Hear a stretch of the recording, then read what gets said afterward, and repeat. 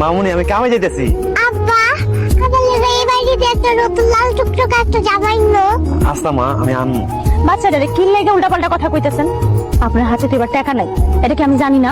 আপনি দিতে পারবেন না? বাচ্চাটারে সুন্দর করে কইয়া দেন, ও তো আশায় বয়ে থাকবো নাকি? তুই এত কথা কইতেছিস ও ছোট মানুষ, ও কি সব বোঝে না।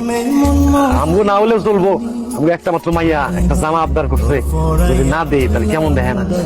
আমি জামা ওরে কিনা দেবো। গেলাম মামুনি, থাকো আমি যাই।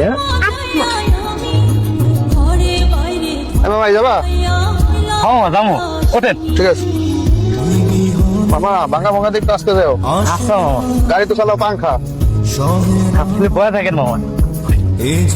হ্যাঁ সব ভাড়া কত? দেন সামনে ঈদ, আপনার যা মনে চাই তাই দেন। আচ্ছা বুঝছি, ধরো 10 টাকা বাড়াই দিলাম।